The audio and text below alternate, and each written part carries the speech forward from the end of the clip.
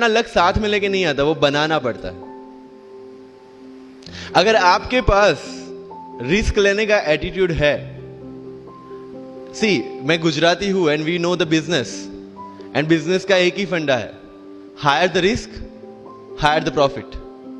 सो अगर 8:30 को आपका एक्सीडेंट होता है और 9 o'clock आप मेंस की एग्जाम देने जा सकते हैं, इंटरव्यू से पहले 1 महीने तक आप हॉस्पिटलाइज्ड है और उससे 1 वीक पहले आप दिल्ली जाके उसकी प्रिपरेशन कर सकते हैं, तो luck has to come with you. उसको आना पड़ेगा और आपको आईपीएस बनाना पड़ेगा। लोग बोलते हैं कि एक्सीडेंट के बाद आप जाके आए एंड ऑल, तो द सिंपल था कि मैं एग्जाम के लिए निकला, मेंस मेरा था, सुबह GS3 का पेपर था। 8:30 को मेरा स्कूटी स्लिप हो गया, मेरा लिगामेंट इंजरी हो गया, लेफ्ट हैंड में इंजरी था, सीट से ब्लीडिंग हो रहा था। लेकिन मेरे पास 2 ऑप्शन थे। मैं खड़ा हुआ, मैंने देखा, okay my right hand is safe and I decided I will go to the exam hall and write the exam.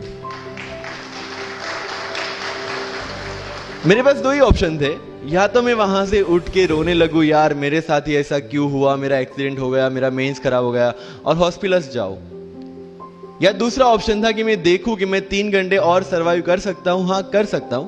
मैं मेंस के लिए एग्जाम हॉल में गया। ये जितने भी फोटोग्राफ्स लगे हैं, सर ने जैसे बताया कि जितने भी इंसान सक्सेसफुल हुए, अगर आप उसकी लाइफ स्टोरी देखेंगे तो कहीं ना कहीं एक मोमेंट आता है जहां पे वो इंसान की जो स्ट्रगल है वो पीक पे हो जाते हैं।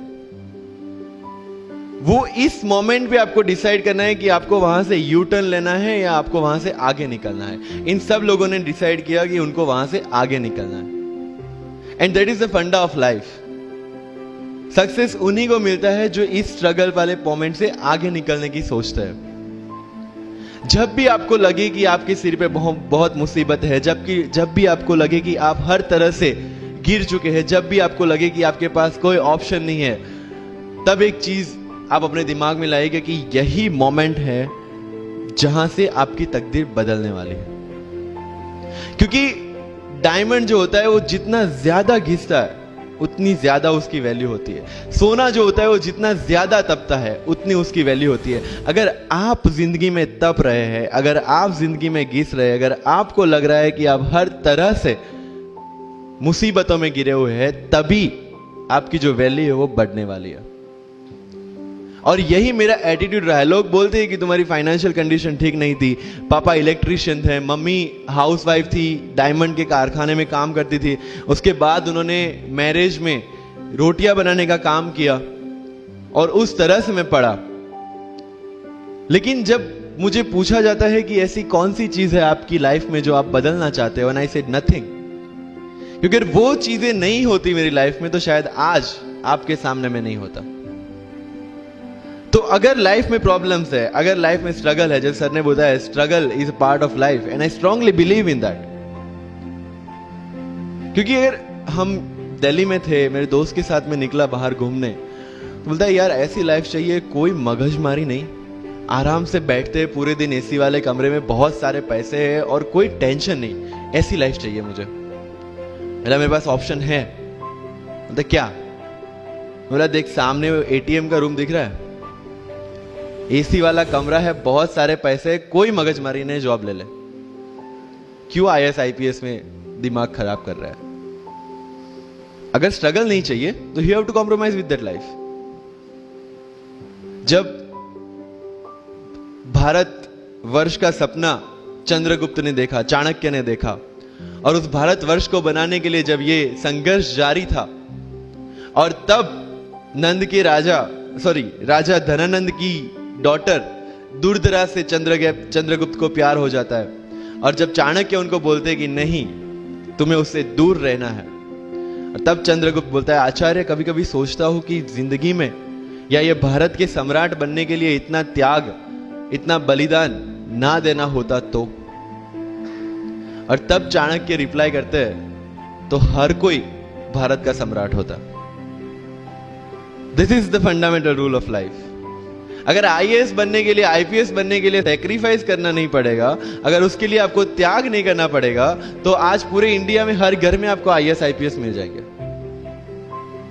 So when you are entering into this game of UPSC or MPSC, make sure that you have to sacrifice anything which will take you to your goal.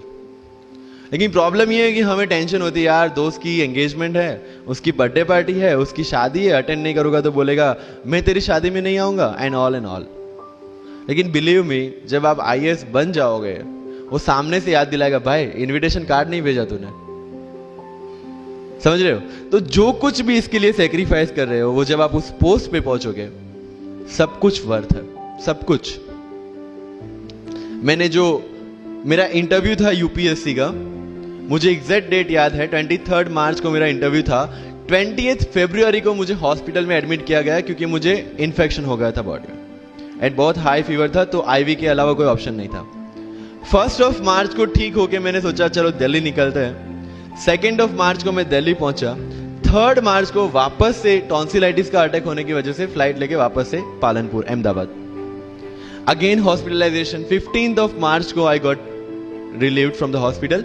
16 मार्च को मैं दिल्ली पहुंचा और 23 मार्च को I give my UPSC interview. So, 1 महीने का hospitalisation.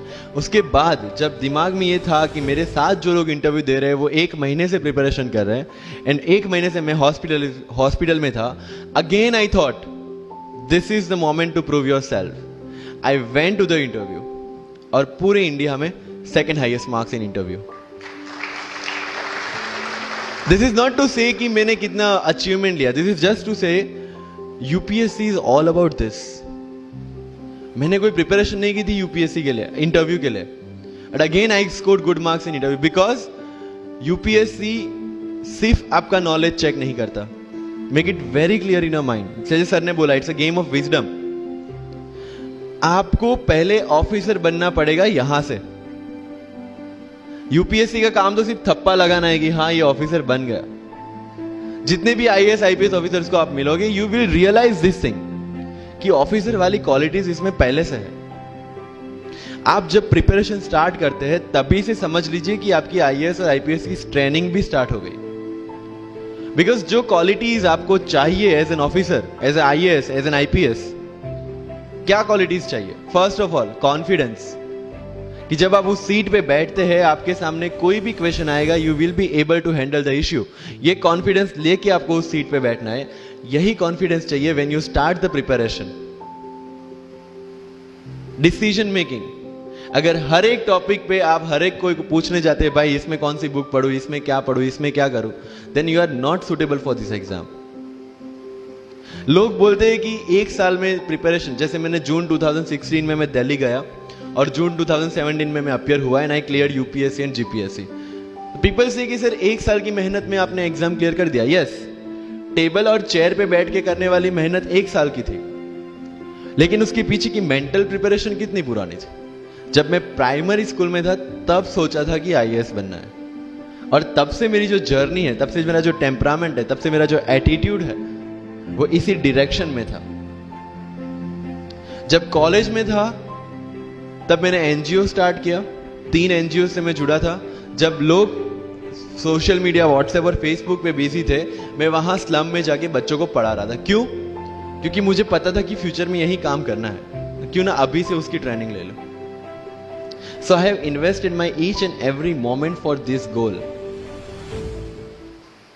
Because जो पर्सनालिटी टेस्ट लास्ट में यूपीएससी लेता है, इंटरव्यू नहीं है वो. We consider it as interrogation. Interview को इंट्रोगेशन लेके चलते हैं, वहां पे पूछताछ होगी नहीं. अगर यूपीएससी के इंटरव्यू में 10 में से 9 क्वेश्चन के आंसर भी आप सॉरी सर और sorry ma'am, I don't know कह के देते हैं, उसका कोई इंपैक्ट नहीं पड़ता. इंपैक्ट पड़ता है वो 9 क्वेश्चन न आने का प्रेशर आप कैसे हैंडल करते हैं. आपके पसीने छूट जाते हैं या आप वही टेम्परामेंट के साथ इंटरव्यू कंटिन्यू करते हैं. मार्क्स उस चीज के, मार्क्स है आपकी सोच के. एक ऑफिसर के तौर पे जब आपको आईएएस या आईपीएस की सीट पे बिठाया जाएगा, how will you treat the citizens of this nation? What will be your attitude to each and every person who is going to come and meet you? These things are being tested during UPSC interview.